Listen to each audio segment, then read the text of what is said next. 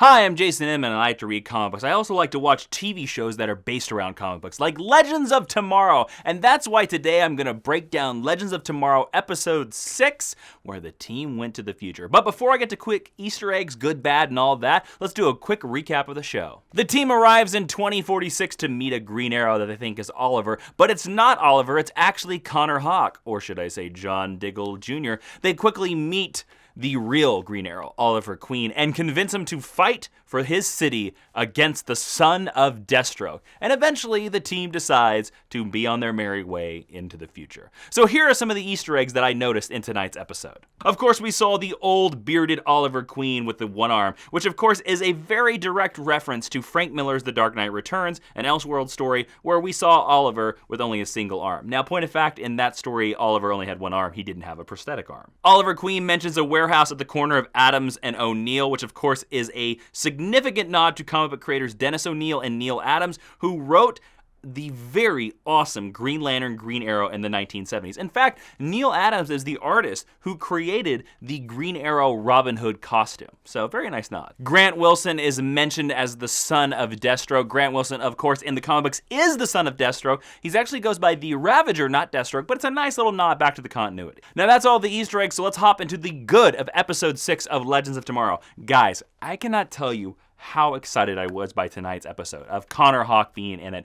And I was so excited that we were watching a show about Green Arrow where Green Arrow had a beard and he was yelling Connor. I cannot believe my 90s fanboyness never thought we would see a moment like this. This actually gives me hope that somewhere down the line we're going to see Kyle Rayner in a series somewhere. That if there's hope for Connor Hawke, there's hope for Green Arrow. And fun fact,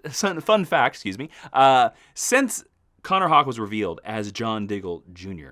in this episode, I am now going to make a permanent spot on my set for this pop vinyl. This, of course, is the Diggle Arrow pop vinyl. But as far as I'm concerned, this is now the Connor Hawke pop vinyl. So he's gonna sit right up there forever and be watching over my Legends of Tomorrow reviews. Seeing the destruction that the Deathstroke Jr., as I'm going to call him, Grant Wilson, the uprising as they called it, the great event. Now this is a kind of little fun fact because in season 3 of Arrow there was an episode called The Uprising. It was the episode where Oliver came back after he had been thrown off the mountaintop by Ra's al Ghul, major spoilers, and he came back. So it's kind of a nice little nod, but I like the idea of any time a supervillain takes over an entire city. Back on the ship there were some fun moments as Jax and Ray Palmer were trying to romanticize the lovely Kendra, and Victor Garber playing Jax's wingman was so funny. How he's like, confidence, and then was trying to sabotage Ray Palmer, but inadvertently set Ray Palmer up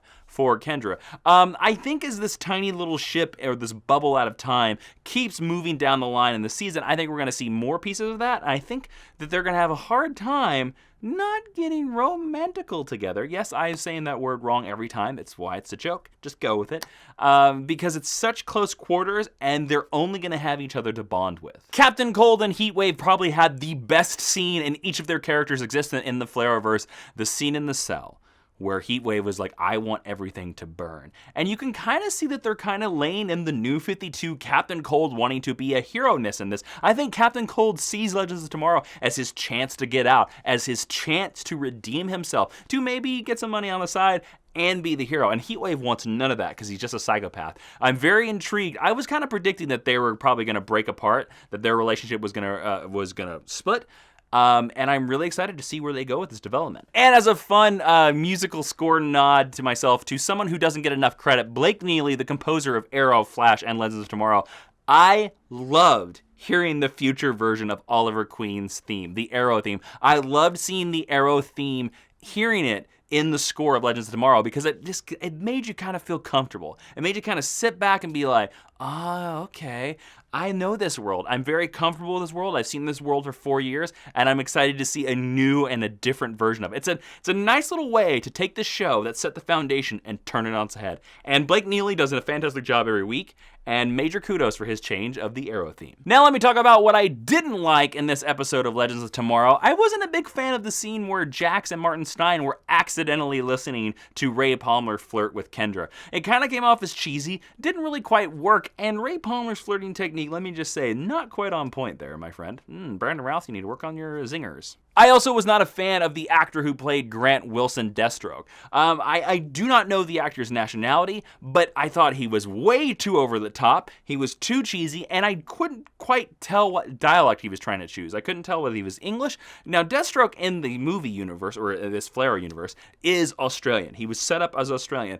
And this kid definitely wasn't doing Australian. So I wish that we had gotten a stronger actor. He was probably the weakest point of this episode that otherwise was really strong. Speaking of dialects, they also did another weird thing where Oliver Queen's older voice was somehow modified. Like, I don't think that's really Stephen Amell's voice, or a voice that Stephen Amell was putting on, but Stephen Amell's older man voice was quite a little weird, and sometimes in a lot of the scenes became very distracting. I loved everything else about his look, loved the beard, loved the old age makeup, which actually looked better in the light than it did in the dark, but his voice was a little weird. If I was to give a rating to this episode out of 1 to 5 Captain Coldheads, 1 being the worst, 5 being the best, I would give this episode of Legends Tomorrow 4 Captain Coldheads. This episode sets up a lot of things, shows us a section of the Flareverse that we know, flips it on its side, and sets up a very exciting future where maybe we can hop into Central City and see the Flash of the future, or see Central City after that crisis that we know is happening. The possibilities are endless, and to be honest with you, this is what I actually thought a lot of Legends Tomorrow was going to be like, instead of the stuff that they've been doing like in the 70s and 80s. So I'm really happy that this is what we're seeing, and it was such a great episode. So Connor Hawk kicked ass, One-Armed Oliver kicked ass,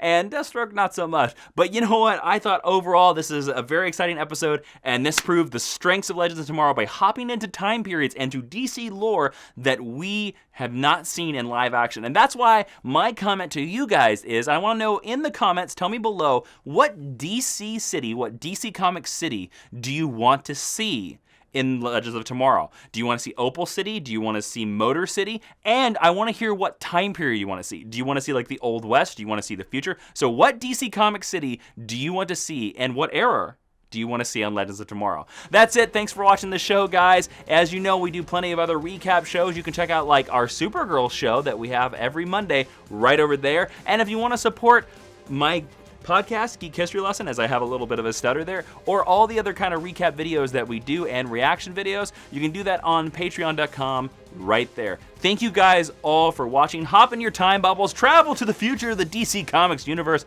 I'll be seeing you next week. I'm Jason Inman. Be seeing you.